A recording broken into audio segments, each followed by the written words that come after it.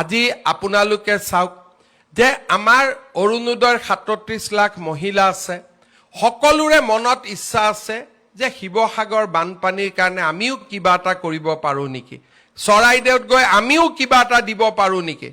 আমাৰটো যাব পৰা আমাৰ সম্বল নাই কিন্তু আজি আপোনালোকৰ পৰা মই এই 150 টকা নাকাটাকৈ মই শিৱসাগৰ চৰাইদেউত ২৫০০ টকা দিব পাৰিলোহেঁতেন কিন্তু এই 150 টকা মই কিয় কাটিলো আজিৰ পৰা আপোনালোকেও গৌৰৱেৰে সৈতে ক'ব পাৰিব যে শিৱসাগৰ চৰাইদেউৰ বানপানীৰ কাৰণে আমিও কিবা এটা অন্তত আগবঢ়ালো আগতে মনত থাকে সবেই দি আছে আমিতো একোৱে কৰিব পৰা নাই আজি চৰকাৰে আপোনালোকক এটা সুবিধা কৰি দিলে যে এই 150 টকা আপোনালোকৰ টকা আজি আপোনালোকে কাক দিলে শিৱসাগৰ চৰাইদেউ যোৰহাট গোলাঘাটত বান আক্ৰান্ত ৰাইজক আপোনালোকে আগবঢ়ালে এটো মই দিয়া নহয় আমাৰ অৰুণোদয়ৰ ৩৭ লাখ মহিলাই আপোনালোকক দিয়া পুঁজিৰ পৰা আপোনালোকে 150 টকা আজি আমাৰ আই মাতৃসকলক কাক দিলে শিৱসাগৰ চৰাইদেউ যোৰহাট গোলাঘাটত কালি যদি ধেমাজি লখিমপুৰত বানপানী হয় কালি যদি গোৱালপাৰাত বানপানী হয় একে ধৰণে শিৱসাগৰ চৰাইদেউ যোৰহাটৰ মহিলাই 150 টকা আমাৰ আন মহিলাসকলক দিব অৰ্থাৎ এনেকৈ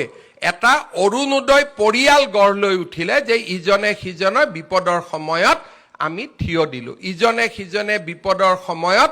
আমি একেলগে থিয় দিলো তাৰ মানে আজি অৰুণোদয় অকল আঁচনিয়ে নহয় অৰুণোদয় আজি এটা ডাঙৰ মানৱতাৰো বাৰ্তা দিলে মুক্তো বহুত মহিলাই কৈ আছিল যে মামা আমাৰ গোটেই টকাটো এই মাহত দি দিয়ক সেপ্টেম্বৰৰ পৰা আপুনি অৰুণোদয় দিলেও হ'ব তাৰ মানে আমাৰ মা সকলৰ মন কিমান বহল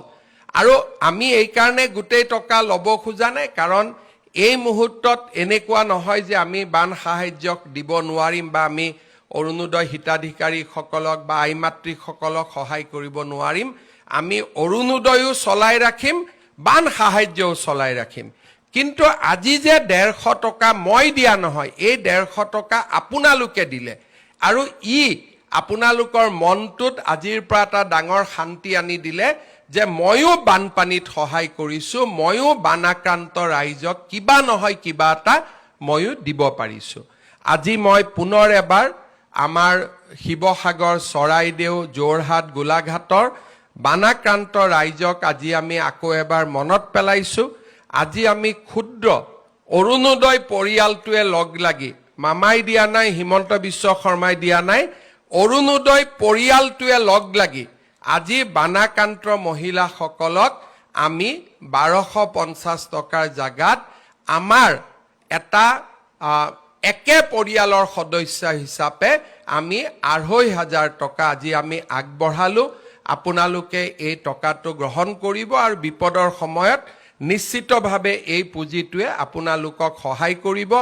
ভৱিষ্যতৰ দিনত চৰকাৰে আপোনালোকক সহায় কৰি থাকিব আপোনালোক অকলে নহয় আপোনালোকৰ লগত আমি সকলো আছো আৰু বিপদৰ সময়ত আমি সকলোৱে একেলগে চৰাইদেউ শিৱসাগৰ যোৰহাট গোলাঘাটৰ ৰাইজক সহায় কৰিম এই বাৰ্তা আজি আমি আনুষ্ঠানিকভাৱে প্ৰেৰণ কৰিছো মই বহুত দীঘলীয়াকৈ নকওঁ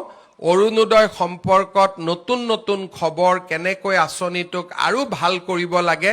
তাৰ কাৰণে মই প্ৰচেষ্টা চলাই ৰাখিম এইটো মাত্ৰ আৰম্ভণিৰ বছৰ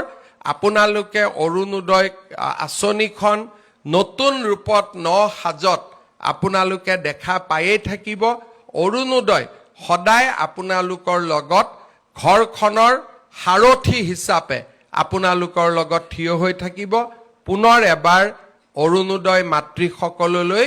মই মোৰ কৃতজ্ঞতা মই মোৰ ধন্যবাদ জ্ঞাপন কৰিছো বহুত দীঘলীয়াকৈ আজি নকওঁ কাৰণ বানপানীৰ পৰিবেশ আমি আকৌ এনেকে লগ পাম পুনৰ এবাৰ আপোনালোক সকলোকে ধন্যবাদ জনাইছো ৰাজ্য চৰকাৰৰ বিত্তমন্ত্ৰী জয়ন্ত মল্ল বৰুৱা বিত্ত আয়ুক্ত জয়ন্ত নাৰিকাৰকে আদি কৰি বিত্ত বিভাগৰ বিষয়াসকলক আজি অৰুণোদয় আঁচনিখন সুন্দৰভাৱে সজাই পৰাই আপোনালোকৰ কাৰণে ব্যৱহাৰ কৰিব পৰাকৈ প্ৰস্তুত কৰি দিয়াৰ বাবে মই ধন্যবাদ জনাইছোঁ আৰু যিসকল মহিলাই আধাৰৰ বাবে অৰুণোদয় নোপোৱাকৈ থাকিব তেওঁলোকে তৎকালীনভাৱে আধাৰৰ লগত নিজক সংলগ্ন কৰি দিলে এই মাহতে যি কেইগৰাকী মহিলাই অকণমান মহিলাই অৰুণোদয় পোৱা নাই তেওঁলোকক এই মাহতে আমি অৰুণোদয় মুকলি কৰি দিম আৰু ছেপ্টেম্বৰৰ পৰা যাতে পুৰা 100% নিয়মীয়া হৈ যাব পাৰে তাৰ কাৰণে আমি সকলোৱে চেষ্টা কৰিম পুনৰ এবাৰ গোটেই অসমতে সমবেত আই মাতৃসকলক মোৰ ধন্যবাদ কৃতজ্ঞতা আৰু অভিনন্দন জনাই মই মোৰ বক্তব্যৰ সামৰণি মাৰিছোঁ ধন্যবাদ জয় হিন্দ বন্দে মাতৰম